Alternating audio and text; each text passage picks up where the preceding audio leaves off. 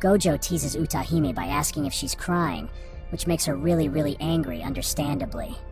He also adds that Mei would never cry because she's a strong woman. Utahime gets up to yell at him when suddenly a giant curse appears from behind her and prepares to attack her. But Suguru arrives immediately and summons a spirit that consumes the curse.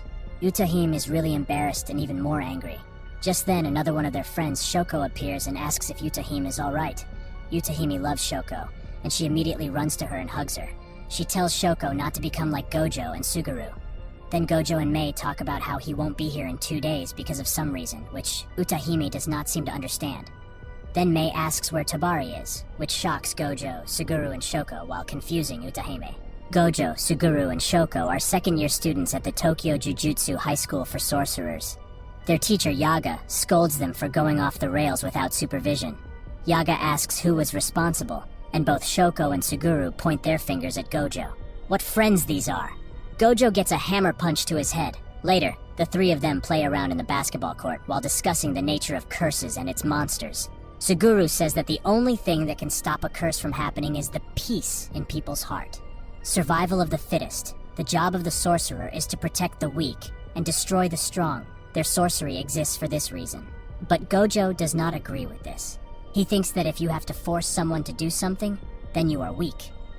Shoko immediately realizes what's happening, so she develops wheels instead of her legs and runs away. Suguru challenges Gojo to a fight while summoning a creepy-looking spirit behind him. Gojo also seems like he's just itching to take up that fight. But just then, Yaga enters the gym, and so the two boys have to pretend like they're best friends, which they probably are. Yaga gives them a mission to complete, which annoys both of them. Yaga says that it's an order from Lord Tengen, who is an immortal sorcerer responsible for the barriers that protect their Jujutsu high schools.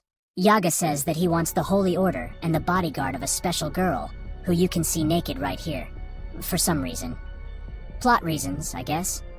Yaga says that Lord Tengen has the art of immortality, he is not actually immortal. When he dies, he will become an even more prominent existence due to some reason.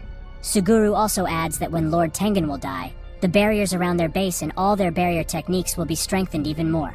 It is because of him that they are currently able to complete their missions. But in the worst-case scenario, Lord Tengen could become an enemy of humanity. So every 500 years they renew his body, preventing him from evolving further than they can control. Gojo understands none of this, and frankly, even I'm barely hanging on. The girl we saw before will be the new vessel. However, two dangerous groups full of religious fanatics are also after the same girl. Gojo and Suguru's mission will be to protect her and take her to the Heavenly Emperor. Suguru is really serious about the task and the nature of the two groups. But Gojo is really chilled about the whole thing, which does not impress Suguru. So he asks Gojo if he can do the work alone. Gojo declines, but Suguru lied to him. He's already at the girl's location, but when he rings the bell, a hidden bomb goes off, causing a huge explosion in the building. Coincidentally, Gojo is also right there. Guess he wanted to be the first as well.